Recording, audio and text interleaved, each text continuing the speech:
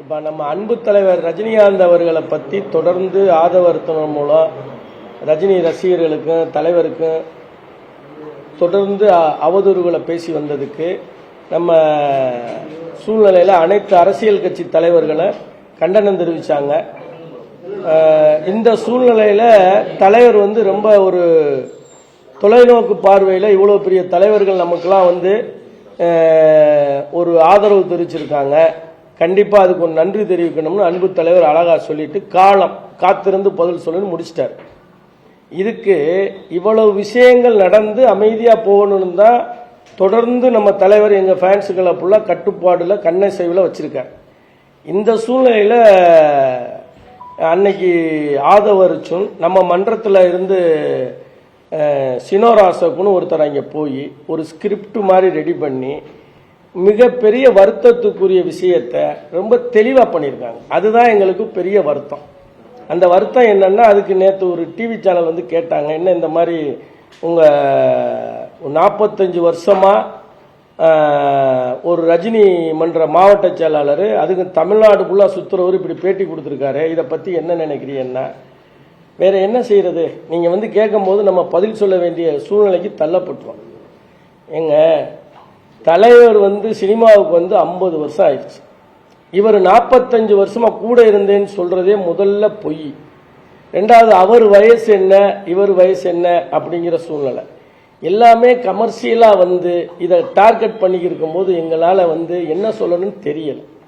இதை கான்செப்ட்ல தான் மறுபடியும் தம்பி விஜய் என்னன்னா, உயர்ந்த பதவிக்கு வர்றவர் உதவாத நபர்களை வச்சுக்கிட்டு இப்படி இன்னும் சில்லுண்டுத்தனம் பண்றதுதான் எங்களுக்கு கஷ்டமா இருக்கு. ஒன்று தெரிஞ்சுக்கிட்டு தெரியாத மாதிரி இருக்காரு. அவருக்கு தான் நாங்கள் ரொம்ப கண்டனத்தை பதிவு பண்றோம். சென்சிட்டிவான டைம் இது, தேர்தல் டைம்ங்கிறது சென்சிட்டிவான ஒரு 50 நாள் தான் இதை பற்றி யாரும் பேச முடியும். நாங்கள் அரசியலில் இல்லாமல் ஒதுங்கி இருக்கோம்.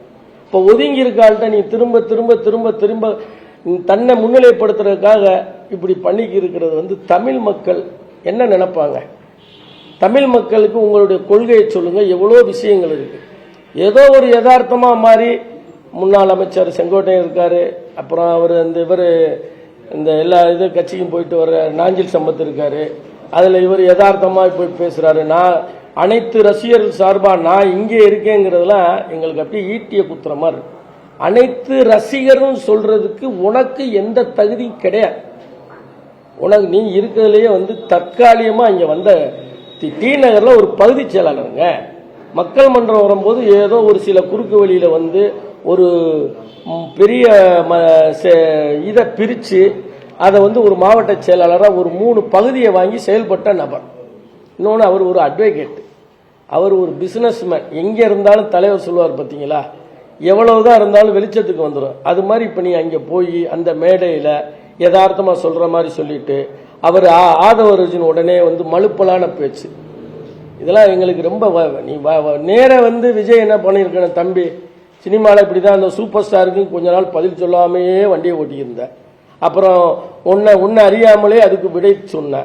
இப்ப இதே மாதிரி 2 பேரை நீ திட்டமிட்டுட்டு கோடி ரசிகர்கள், அதை தாண்டி தமிழ் மக்கள் நேசிக்கக்கூடிய தலைவர், எங்கேயாவது ஆளுங்கட்சி எதிர்கட்சி ஒரே தலைவரை நேசிக்கிற மாதிரி ஒரு மாநிலத்தில் யாராவது ஒரு ஆளை சொல்லுங்க, இருக்குன்னு சொல்லுங்க.